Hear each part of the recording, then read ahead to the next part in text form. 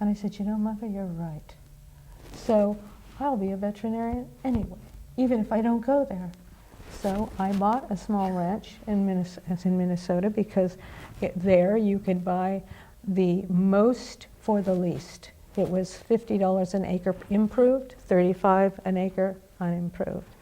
And so I bought a small ranch and I got a lot of books. I did all my own veterinarian medicine.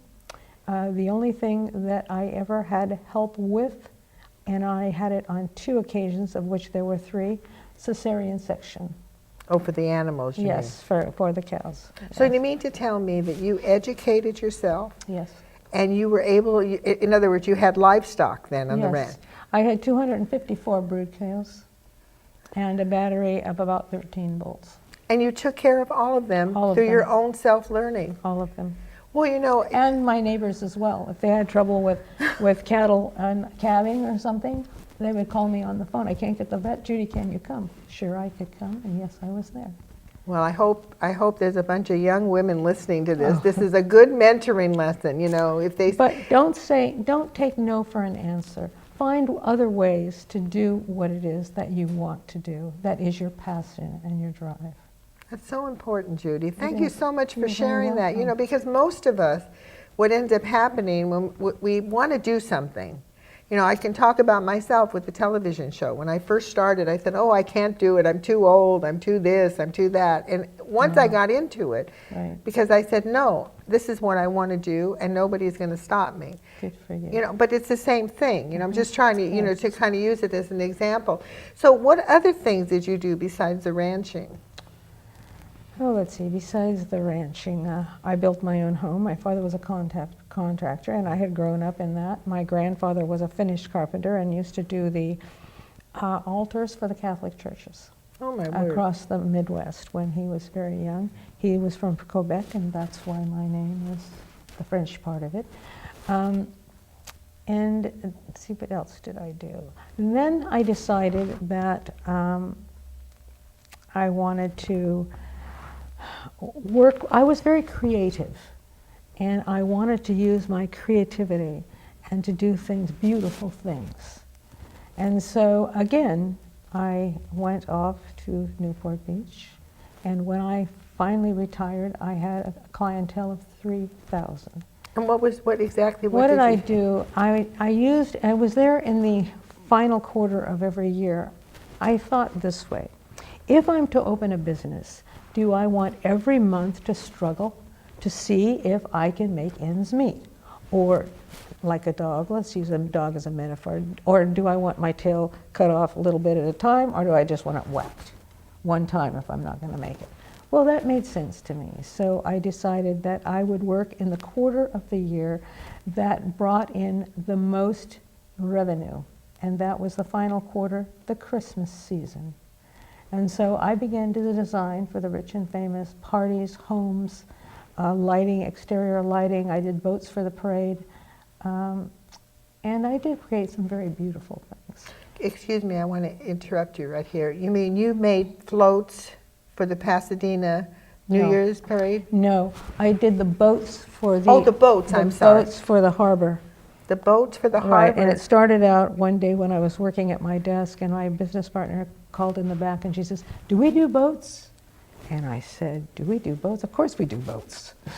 They pay, don't they? We do boats." Well, I really got into boats, and lighting was my specialty. So you decorated the boats and all that for Christmas and for when they did their parties and all that other Right, stuff? and then what happened, I had a lot of people who really didn't have, they didn't know how to create the beauty that they wanted, and yet they were CEOs perhaps of companies, and they didn't want to look like horses patoots when it came time to have their parties. They wanted to have standout parties.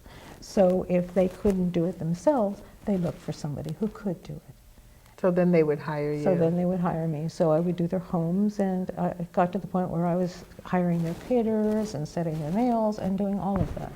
And it got to be a huge business, and it was very stressful. And as I got older, I decided there were other things I wanted to do.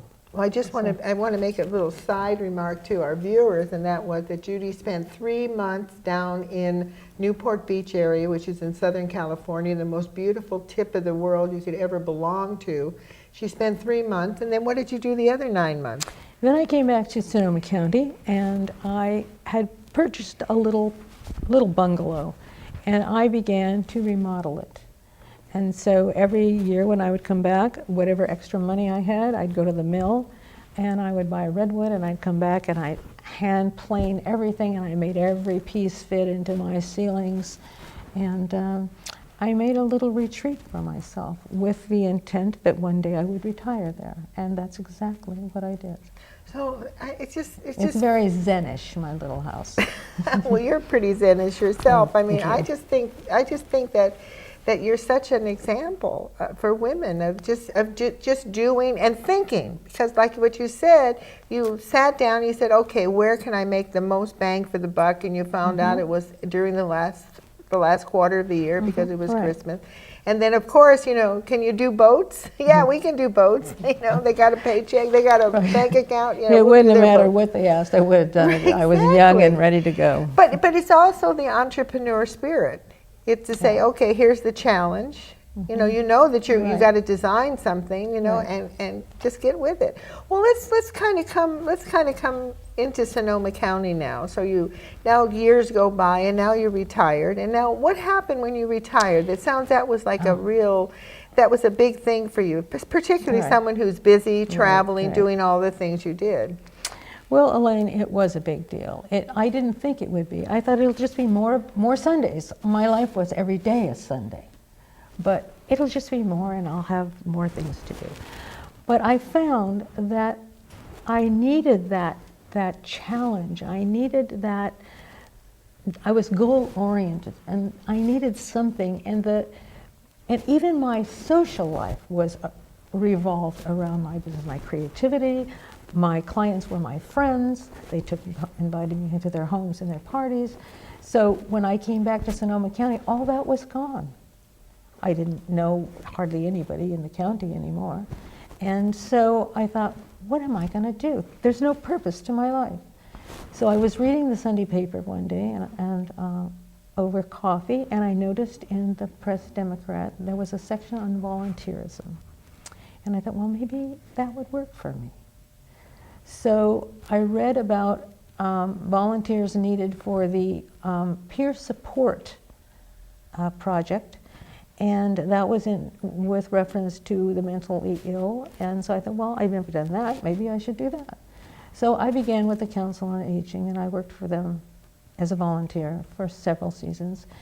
And I began with the mentally ill, but I would find out when I was sent out more than once. I'd get an intake. I was sent out to see a client. And I would begin to talk to the client, and I would learn that they weren't bipolar. There were no mental diseases here. What they were is they were overwhelmed. They were, some of them were very anxious. Things were happening that would make any of us depressed or anxious. For instance, you have breast cancer, you have a surgery, then you find out that your husband is in either early dementia or Alzheimer's, and he can't take care of him and you. Wow. So you finally get him to agree to go into a home while you're recuperating. 2 weeks later, he drops dead. So you feel guilty. That and all of it, not only guilty, but you don't know what to do. You don't know what to do first. You are overwhelmed.